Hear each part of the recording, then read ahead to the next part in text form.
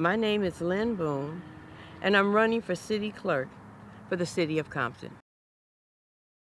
Well, I was born and raised in Compton, in the first district. I attended all the schools in Compton except for Centennial, the high school, because I was a witness to an event here, and I was transferred to Gardena High School. I worked for the city of Compton after I was laid off from McDonnell Douglas. And working for the city, I started off in the Treasurer's Department.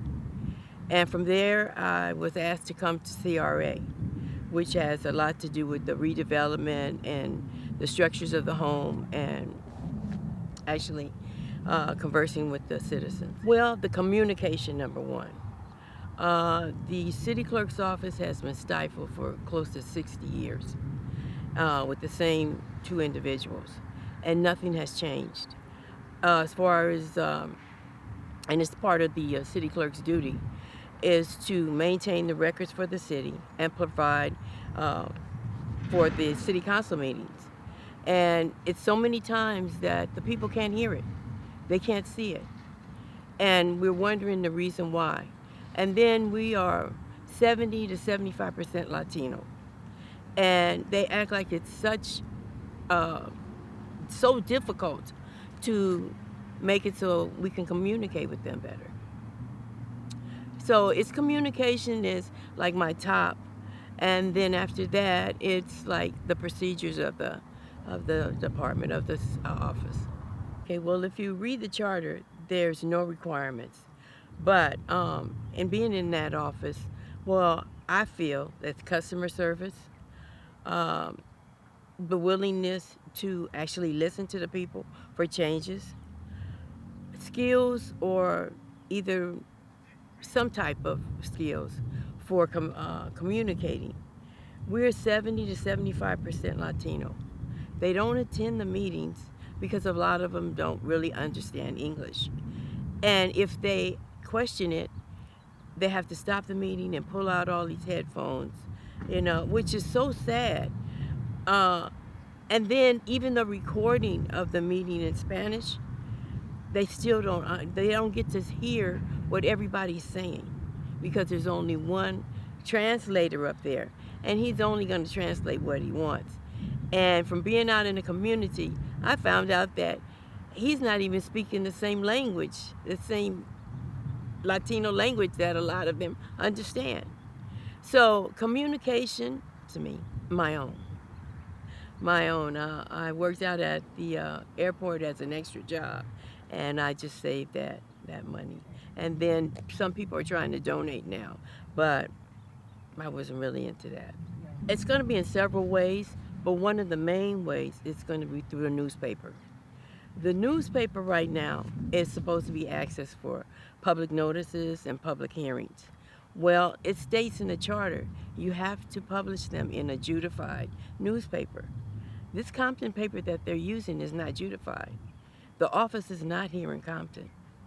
And with getting a newspaper, we're going to actually have it delivered because the newspaper now is only located like in City Hall or maybe a couple of stores.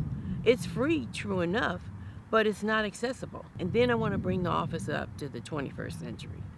It should be where a person can walk into the office and there's a computer accessible to them so they can look up information. They can actually look up the website because there's a lot of things on the website that people never see because some of them don't have computers or they don't know how to access the website. That's just one change that I want to make. And the other one is that I want to put together a procedure manual. I don't know if too many people don't know or they know or not. The city, in every department, there's no procedure manual.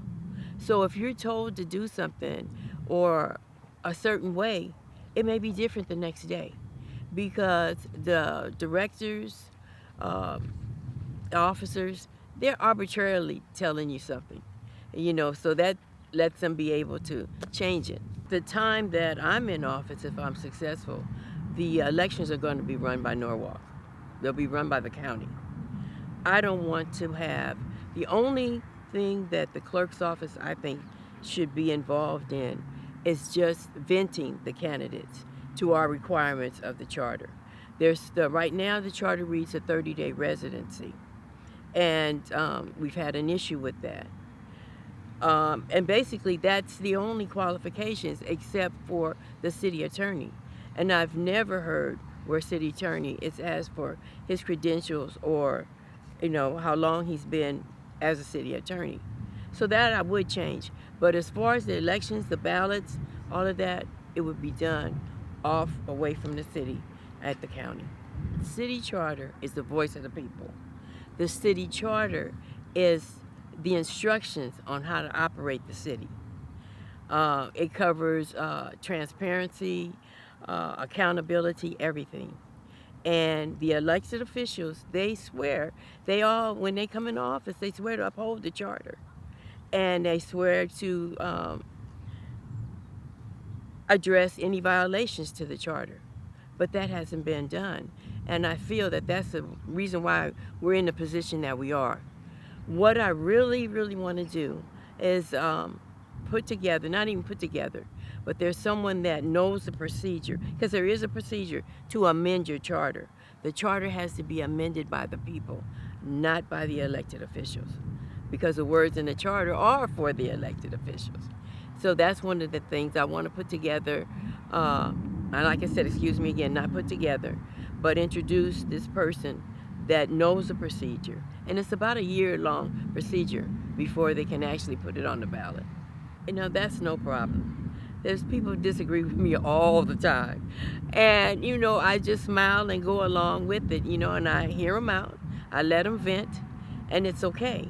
Because I've been an activist for quite some time now. And it's at the point now, people will see me, and they're apologizing. I'm sorry, Miss Boone, you were right, but I'm not saying it to be right. I'm only giving you the information because knowledge is power. And as long as you don't know, you're powerless to your government. I think you did really well, Ms. Moore. Yeah. Thank you.